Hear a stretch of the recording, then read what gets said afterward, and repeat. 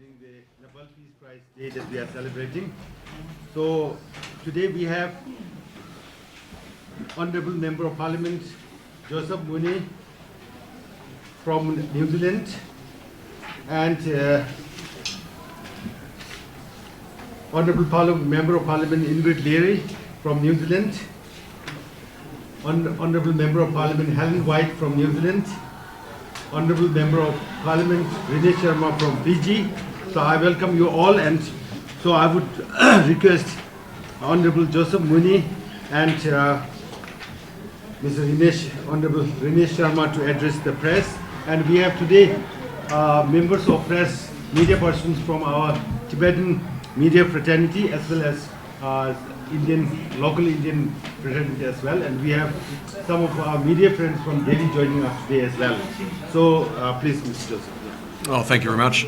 It's a real pleasure to be here today for the official ceremony marking the 35th anniversary of the conferring of the prestigious Nobel Peace Prize to His Holiness the Dalai Lama. And for us, this is the first time members of Parliament from New Zealand, I think also from Fiji, have been here for this event.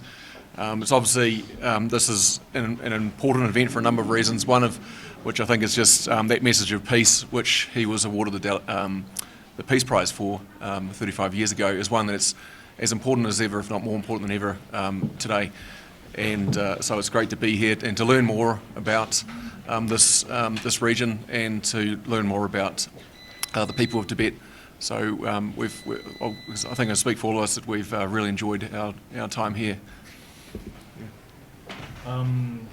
Good afternoon to everyone. Truly an honor to be here on the 35th anniversary and to meet His Holiness the 14th Dalai Lama. To be the first one from Fiji Islands at the age of 31, I think it feels like a big responsibility to represent your people of the region, people of the Pacific, and from small island states, I would rather say large ocean states. And today also marks the International Day for Human Rights as well, so it falls on quite a similar day here that we're here today. As I said, when we first got off the plane, it felt like stepping into heaven, and the amount of culture that you have, traditions, the heritage, is something that I look forward to getting indulged into and learning more. And again, I'm here to connect bridges with the Central Tibetan administration on how we can have exchange programs and further any other opportunities that exist between the Pacific region and the Central Tibetan administration. We look forward to that conversation. So that's it for me. So if you have any questions to ask, we'll have like 10 to 15 minutes for the questions. Yeah, please. Please identify yourself and my name is Devi and I'm from Tibet TV, Central Tibetan Administration. We're glad to see you all today, and this is your first visit to Dharamshala and your first public appearance at CTA's event. Do we expect to see more of your parliamentary members coming from Fiji Islands and coming from New Zealand in the many more events of CTA, or collaborating with CTA as well? Well, this is a decision for each parliamentarian to make to come here, but we would certainly be encouraging our colleagues to come here. It's been a fantastic event, and it's something we would encourage others to come. And New Zealand's had a long interest in the people of Tibet, and I think it's great to be here in this role. And yeah, just to add to that, we are a cross-parliamentary group, so we have members of the government, members of the opposition. I think that shows the united voice that we have as New Zealanders for solidarity with the people of Tibet, our respect for His Holiness the Dalai Lama, and also the importance of the Human Rights Day to us and human rights globally. The world is a dangerous and fractured place at the moment, so it is more relevant than ever that we take a human rights approach. It's something New Zealand takes very seriously, and the fact that we can come together from across the House in solidarity to be with the people of Tibet shows the importance of our commitment to that, we say kaupapa, which is a Māori word, to that way of thinking and being.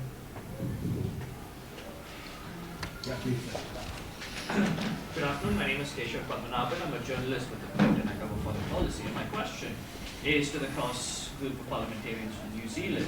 Specifically, how do you view a visit to Tibet, given the importance of New Zealand-China ties, when we saw a visit earlier this year by the Chinese premier to your country?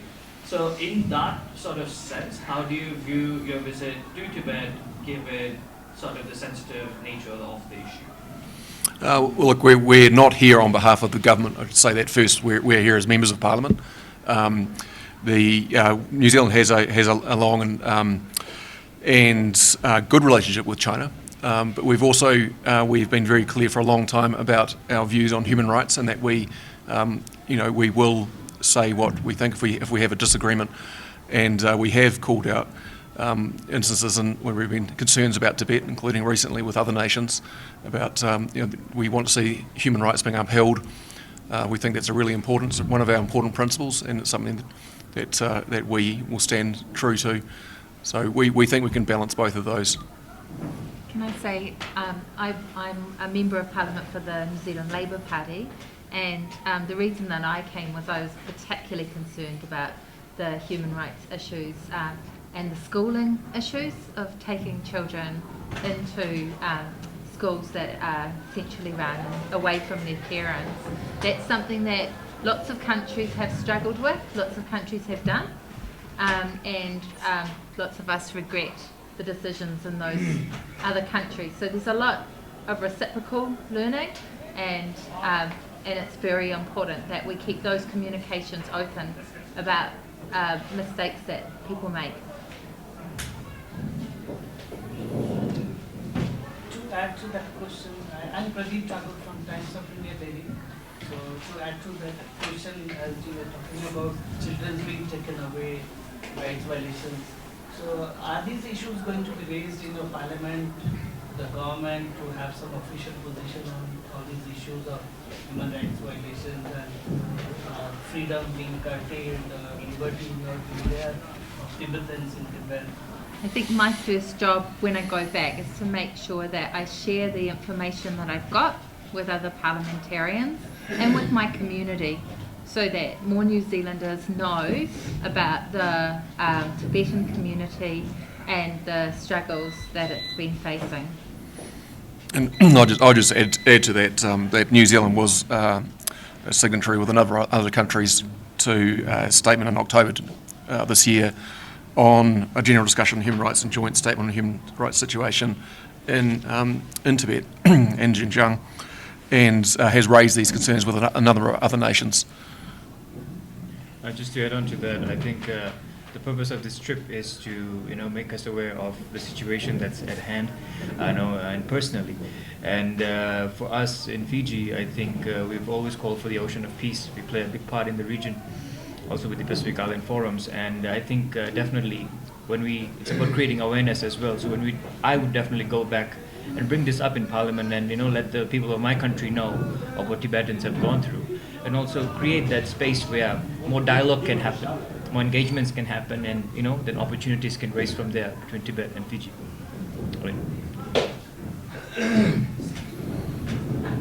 Hi, I'm Tashi from Voice of Tibet.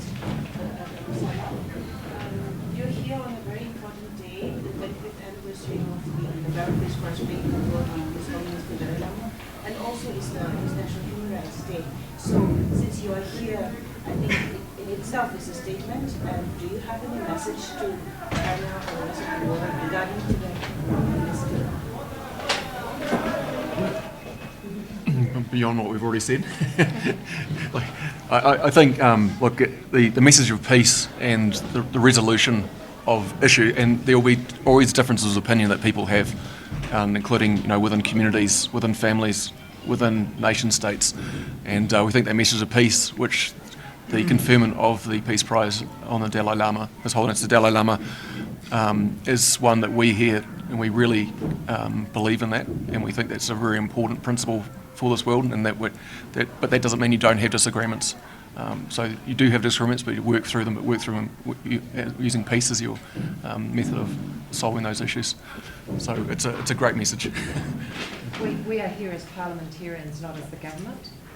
the fact that we are here shows the significance of this day for the reasons that you stated.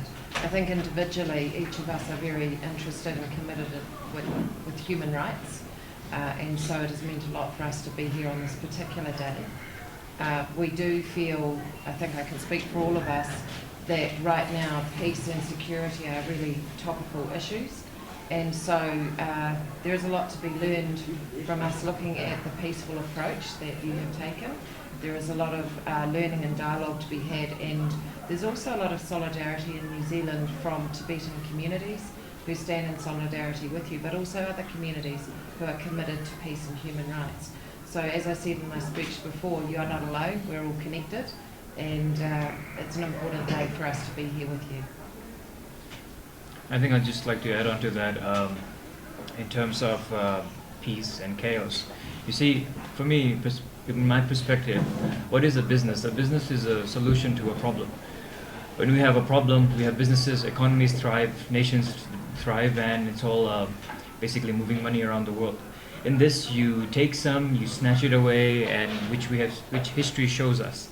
So in terms of moving forward, which I see a lot of youth present here today, the message is to them that we need to strike that balance of compassionate leadership that needs to be instilled in them for making a world that has peace, that looks at humanity before economics, before numbers, before infrastructure, and also give back and save our planet, which is basically the resources that our economy depends on. So that would be the message to the younger generations. I'm Danjani Shoki. I'm a journalist from Tibet Express. So you as representatives of nations that have experienced colonialism, now you thrive as community, independent community with space to nurture your culture, identity and voices. But for Tibetan, the problem is not just the challenge is not just to preserve our culture and identity, but to resist the systemic inequalities and mindset of colonialism that persists in institutions, societies, and minds of individuals. So how, from your perspective, how can we as Tibetans go about decolonizing our minds to simultaneously preserve our culture, identity? Can I just say, this is a conversation that's going on in our own country, and it's a very serious conversation. And again, we might not all agree on what the answer is, but it's making sure that when we are setting up our structures, we actually allow for that disagreement and that discussion. So I think that it would be wonderful if some people from Tibet could come to New Zealand to have that discussion a lot with the indigenous people in the country, because that's very much being worked through. I'll just speak from sort of New Zealand's perspective. Just we've recognised for many years now the importance of language, the importance of culture, and again there are differences of opinion on exactly how those should be expressed, and that's something that's always a discussion point and is ongoing in New Zealand. So it's not an easy thing ever for anyone, but I think it's really important that that's respect and that discussion and the peaceful method of resolving those differences of opinion. And this is a great thing, the message that is here. Anybody else? I'm again from Voice of America. My question is for Mr. Rajesh Sharmaji. What specific interest you are visiting Dharamsala, keeping in mind the pressure of Chinese pressure in the Pacific island nations? Well, some call it pressure, some call it engagements. There are many terms given to it. But I think Fiji has been very clear on its stand of, enemies of none and friends to all. And because we have beyond our exclusive economic zones, areas beyond our jurisdiction are subject to exploitation anyway. So whatever help the Pacific nations are getting from either it's the US, whether it's Australia, New Zealand, or in terms of China as well. But in terms of Fiji, we have to weigh out our interest for the people, and Fiji serving as a hub, we need to sort of weigh out the interest of other 18 Pacific nations to see what's best for our people in that particular time. If I may add a comment, I think I took great heart today from the involvement of the children and the fact that you can feel secure, I think, in the passing of your cultural knowledge through the children and through language. As my colleagues have referenced, this is something that we hold very dearly in Aotearoa New Zealand. We understand this is a intergenerational movement, and as we get older as parliamentarians, we appreciate that the children are our future, and the treasures, or the taonga as we would say, is passed through them. So I feel it really touched me to see the level of involvement of the children and the focus on making sure that knowledge is handed through to them. I'm sure we will take those learnings back with us as we look at our own situation in New Zealand and the similar challenges that we may have in a different context. One more question for the delegations. As you have mentioned during the function, it's your first time in Dharamsala. So what you are looking forward to bilateral relation with Central Tibetan Administration in future? Well, I could just say that recently in New Zealand I hosted some of your parliamentarians in exile, and that was the genesis for this trip. They were incredibly clear about what they were doing in speaking with us, with the challenges that Tibet faces and the type of engagement they would like to see. And they had a group of Tibetans, Friends of Tibet, there with us, as well as parliamentarians, and then they went on and joined us for another international conference next day, which Mr. Sharma and I had the privilege of being involved with. So I would like to see some more of that. I think they were very effective in what they were doing as ambassadors for your country and for the situation you are in. And I look forward to more exchanges of this nature so that we can continue to learn from each other. Mm. It's a very good summary, I think, from Ingrid. I mean, it is the first time we are. This is a learning, and it's about relationship building as well. This world is very relational. It's the relationships that people build, within their own communities, but also with others. And so this is an opportunity for us to learn more and to build those relationships. And we'd like to see that more of that going forwards. And I have to say, from a personal perspective, I said it in my speech out there, but I feel very at home here. I also live in the mountains. And this is something that feels very, very normal to me. So it's great to be here on a personal level in that respect as well. Okay. Shall we wind up now? Any more questions? No. Okay.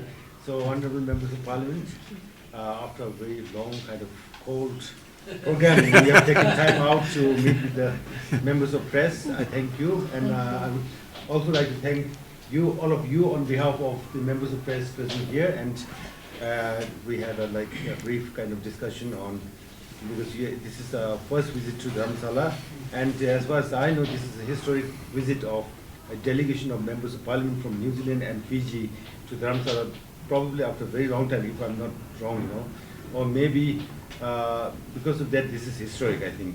So we have some of our media friends from Delhi joining us today, and we are really thankful. So as you said, we have to keep this momentum of the relation and exchanges between our Parliament members and members of your Parliament. Please bring in more of your friends into the fold, and so we'll keep this exchange together, for a very long time, because New Zealand and Fiji, I don't know, but New Zealand is not something which is not very far from our heart, because His Holiness has visited New Zealand several times in the past.